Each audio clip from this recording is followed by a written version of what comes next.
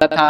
دلیل کیا ہے؟ دلیل یہ ہے کہ نبی اکرم صلی اللہ علیہ وسلم، صحیح مسلم اور دیگر کتب میں روایت آتی ہے، نبی اکرم صلی اللہ علیہ وسلم کو پتہ چلا کہ ایک عورت جو کالی عورت تھی، جس کا نام بھی روایتوں میں نہیں آتا، کوئی پہچانتا نہیں تھا اس بیچاری عورت کو، اس کی خصوصیت یہ کہ وہ مسجد میں آ کے کیا کرتی تھی معلوم آپ کو؟ مسجد نبی میں جھاڑو لگایا کرتی تھی۔ رات میں اس کا انتقال ہو جاتا ہے، نبی اکرم صلی اللہ علیہ وسلم صبح پوچھتے ہیں کہ اس عورت کا کیا ہوا، تو بتایا کہ اللہ کے رسول تو رات میں فوت ہو گئی، انتقال کر گئی۔ تو کہا مجھے کیوں نہیں بتایا؟ کہ ہمیں سمجھا آپ کو کیوں ڈسٹرب کرنا رات میں، ہے نا؟ تو ہم نے پڑھا اور دفنا دیا۔ آپ نے کہا لے کر چلو، کہاں دفنا؟ وہ لے کر قبرستان پہنچے، نبی اکرم صلی اللہ علیہ وسلم نے وہاں کھڑے رہ کر اس کی نماز جنازہ پڑھائی۔ جو صحابی ساتھ تھے کچھ وہ بھی آپ کے ساتھ مل گئے۔ اللہ کے رسول صلی اللہ علیہ وسلم نے اس خاتون کے لیے بڑی دعائیں مغفرت کی۔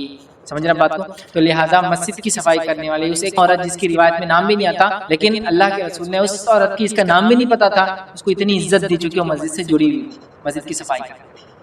اور اللہ کے رسول لوگوں میں چھوٹا بڑا تمیز ان کے رنگ، ان کے مال دولت پہ نہیں کرتے تھے، ٹھیک ہے؟ تو آپ نے نماز جنازہ پڑھائی، اس سے پتہ چلا آپ کی نیت تھی کسی کی جنازے کی نماز پڑھنے کے لیے، اسی لیے تو آپ مسجد آئے۔ اب آئے تو سلام ہو چکا تھا، آپ پڑھ سکتے اس کے جنازے پہ کھڑے۔ اللہ کے رسول نے اس کی خبر پڑھ لی جا کر قبرستان میں۔ تو اسے ایک اور مسئلہ پتہ چلا، قبرستان میں نماز جنازہ ہو سکتی ہے۔ نماز جنازہ میں رکوع سجدے نہیں، اور اللہ کے لیے نہیں، میت کے لیے دعا ہے، لہٰذا قبرستان میں ہو سکتی، جیسا کہ اس عورت کی خبر پہ آپ نے جنازے کی نماز پڑھی۔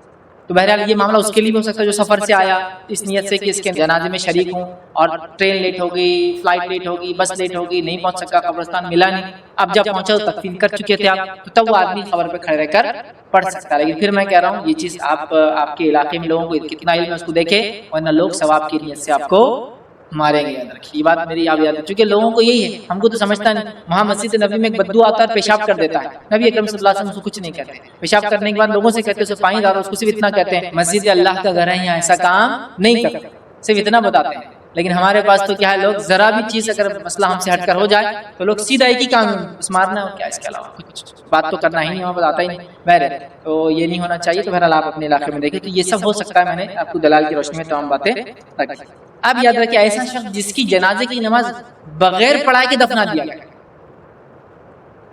ریزن کچھ بھی ہو سکتے ہیں، ہم اس میں ڈسکس نہیں کرتے، لیکن آپ کو پتا چلا کہ ایسا ہو گیا کسی کے ساتھ کہ جنازے کی نماز پڑھ لی گئی۔ یاد رکھیے تو اگر کسی شخص کو جنازہ پڑھے بغیر دفن کر دیا گیا تو اس کی قبر پر جنازے کی نماز پڑھی جا سکتی ہے،